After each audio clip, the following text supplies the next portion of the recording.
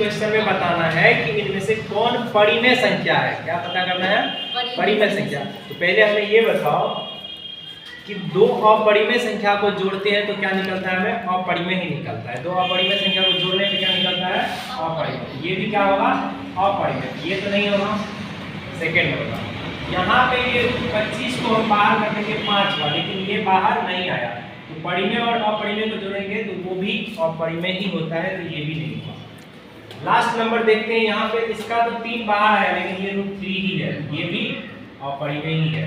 लेकिन यहाँ पे क्या है? 1 4 का 2, 1 बटे 2 एक परिमेय संख्या। Option number C.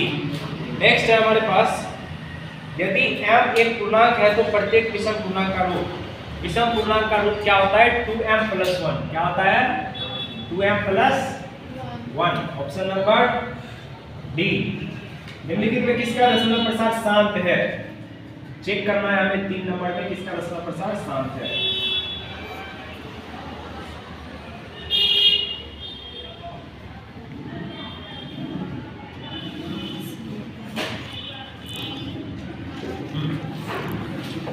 इक्यानवे है ना? 91 हम उसका दशमलव प्रसार शांत होता है जिसका हर का रूट किस रूप में होता है? इस रूप में, 2 की पावर m इंटू 5 की पावर n। इस रूप में अगर हर है तो शांत होगा, नहीं तो नहीं होगा। इसको लिखेंगे 13 गुना 7।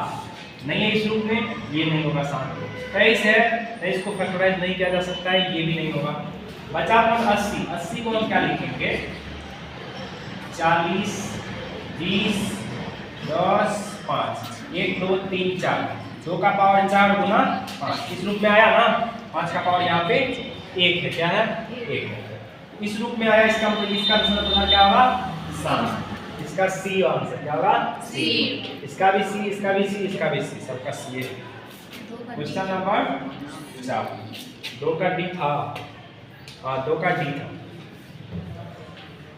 0.8 और 7 पे रेखड़ी, ये वाला तुम लोग को नहीं बताए होंगे, बता देते हैं कैसे बताऊंगा। 0.87 पे रेखड़ी है। क्या है? 7 पे रेखड़ी है। 7 पे रेखड़ी है, इसको परिमेय संख्या के रूप में लिखना है। किस रूप में लिखना है? परिमेय संख्या के रूप में, या ये कह सकते हैं भिन्न के रूप में। देखो इस टाइप के क्वेश्चन को हम मान लेते हैं x। क्या मान लेते हैं? मान लिए क्या? लेट x बराबर में 0.87 पे रेखड़ी, और 7 पे रेकरिंग है, इसका मतलब 7 क्या कर रहा है? रिपीट कर रहा है। क्या कर रहा है? रिपीट कर रहा है। इसको लिखेंगे 0.8 7 7 7 7 लिखेंगे इसको, तो ये रिपीट कर रहा है ना। अब क्या करते हैं? इसको समीकरण मान लिए फर्स्ट। अगर 0.876 है, इसको अगर 10 से गुना करेंगे तो एक अंक दशमलव से बाहर आ जाएगा। 100 से गुना करेंगे तो 2 अंक बाहर आएगा। 1000 से गुना करेंगे तो तीनों बाहर आ जाएगा। यानी कि अगर 10 से गुना करके दिया जाता 8.76, 100 से गुना करके दिया दशमलव हो जाता यहाँ 1000 पे, ये समझ जाता। यहाँ पे हम क्या करते हैं? इसको 10 से गुना करते हैं। किससे गुना करते हैं? 10 से। 10 से जैसे ही गुना करेंगे तो क्या आ जाएगा? 10x बराबर में ये 8 का आ जाएगा, बाहर आ जाएगा 8.777 समीकरण 2 हुआ। अब इसको फिर 10 से गुना कर देंगे। क्या कर देंगे? जैसे ही 10 से गुना कर देंगे क्या आ जाएगा? 100x बराबर में आ जाएगा 87.777 समीकरण हुआ। अब क्या करो? समीकरण 3 और 2 को घटा देते हैं। जैसे ही 3 और 2 को घटाएंगे, इसमें से इसको घटाओ तो क्या आ जाएगा? 100x माइनस में 10x बराबर में क्या आ जाएगा? 87.777 माइनस 8.77777। देखो दशमलव के बाद सेम चीज है, यहाँ पे भी दशमलव के बाद सेम चीज है। दशमलव के बाद वाला तो घट जाएगा, बचा क्या? 87 माइनस 8। यहाँ इससे क्या हो गया? 90x, और ये 87 में से 8 घटाएंगे तो क्या हो जाएगा? 79। यहाँ पे x का वैल्यू क्या आ गया? 79/90 आंसर। Option number C. ये भी क्या है हमारा? सी। समझेंगे? इस ढंग से हम लोग बनाते हैं। क्वेश्चन नंबर 5 है, यदि 540 बराबर में दिया हुआ है 2 का x गुना 3 का पावर y गुना 5 का पावर z। तो हमें किसका मान चाहिए? x प्लस y माइनस में z बराबर 1। x प्लस y माइनस में z का वैल्यू चाहिए। तो हमें x, y और z निकाल सकते हैं। ये 3y नहीं है, 3 का पावर में y। ठीक है, बताओ x, y, z पहले निकाल सकते हैं ना? कैसे निकालेंगे? तो तुम लोग पहले इसका फैक्टराइज करो। 540 का फैक्टराइज करो। 540 का कितना हो जाएगा? फैक्टराइज कर रहे हैं हम, कितना होगा ये? 135। 1 3 5। तो इसका कितना करेंगे? 45 3 से 3 4 5 फिर 3 से।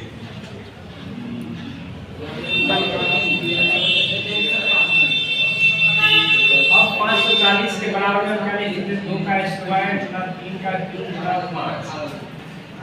540 के बराबर में ही तो यहाँ पे ये भी लिखा हुआ है ना? 540 के बराबर में ये है और 540 के बराबर में ये है। इसका मतलब दोनों क्या है? बराबर है। तो यहाँ पे 2 का पावर 2 है, तो यहाँ पे x है। x के जगह पे क्या आएगा? 2। इसीलिए x का मान कितना? 2 और y का मान कितना? 3 और z का मान 5 1। 1 यहाँ पे 5 का पावर कुछ नहीं तो 1। यहाँ पे जाकर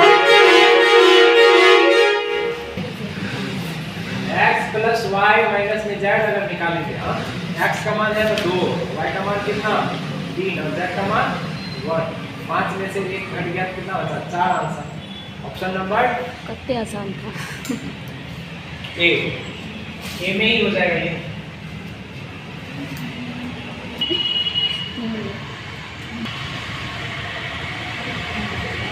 हाँ भैया, बताना है कि इनमें से कौन अपरिमेय संख्या है। इस बार परिमेय नहीं बताना है, क्या बताना है? अपरिमेय होता है। उसका दशमलव प्रसार अशांत भी होता है, शांत भी होता है।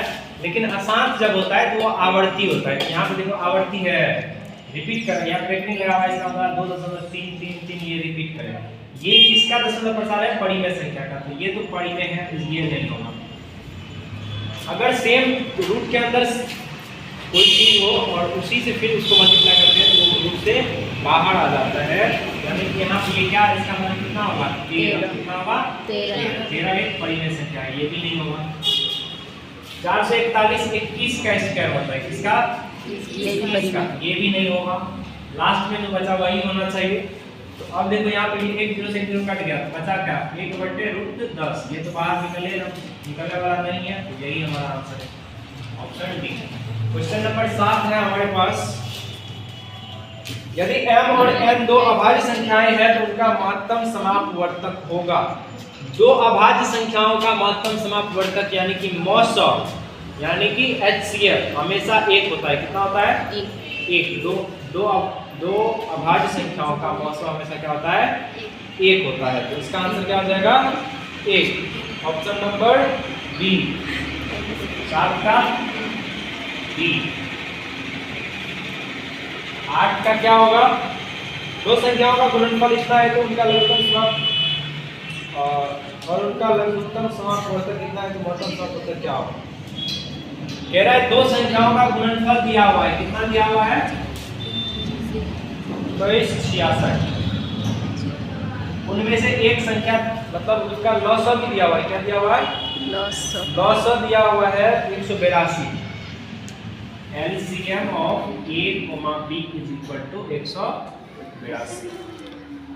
हमें उसका मौसा चाहिए, महत्तम समापवर्तक चाहिए। क्या चाहिए? महत्तम HCF। तो एक फॉर्मूला होता है इसके अकॉर्डिंग LCM गुना HCF जो होता है वो होता है A गुना B। यहाँ से अगर HCF निकालेंगे तो HCF होता है A गुना B बटे में LCM। A B का मान, A गुना B का मान कितना है? 2366। यानी कि संख्याओं का गुणनफल दिया हुआ है हमारे पास कितना है? 2366। और LCM कितना है हमारे पास? 182। LCM ऐसे निकल जाएगा काट के। कितना बार में कटेगा? 13 बार। कितना बार में? 13 बार में।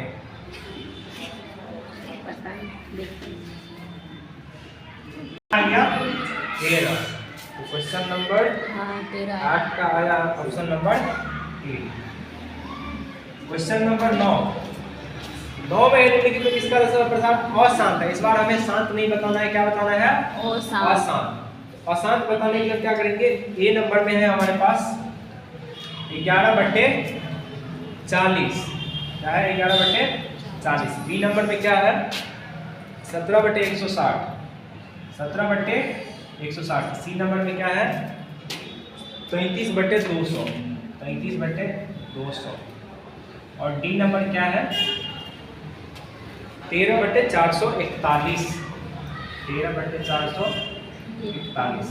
इनमें किसका दशमलव प्रसार अशांत है वही हमें बताना है। तो सबसे पहले इसके हर का क्या करेंगे, हम गुणनखंड करेंगे। गुणनखंड निकालने के बाद देखेंगे कि किसमें 2 या 5 के अलावा कोई और आ रहा है। ये देखो, और इसका गुणनखंड निकालते हैं तो क्या होता है 20, 10, 5। क्या इसमें 2 और 5 के अलावा कोई है? नहीं, ये तो शांत होगा। 160,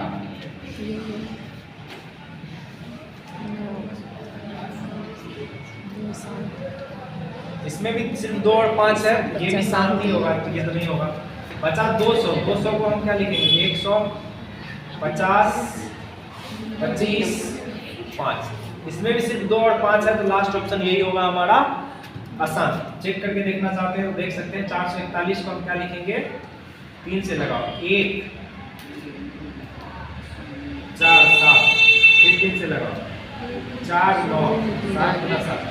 देखो इसमें ना तो 2 है, 9 है, 5 है, लेकिन सिर्फ और सिर्फ क्या है 3 और 7 है। ये तो नहीं है होगा, ये क्या होगा अशांत होगा। यही हमारा आंसर है।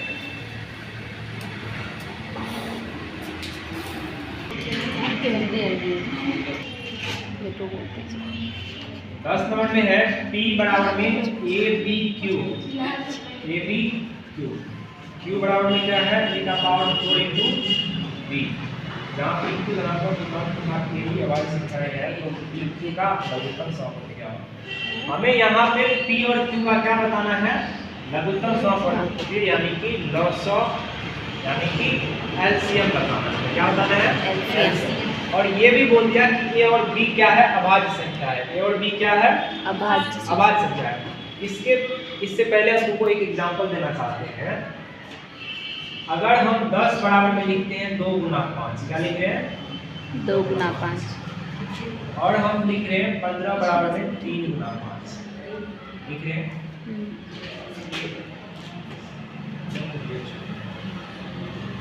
जिसमें सिर्फ 16 लिख रहे हैं, क्या लिख रहे हैं 16 भी नहीं 20 ले लेते हैं। ठीक, क्या आ जाएगा 100 का स्क्वायर गुना 5 होगा, होगा ना।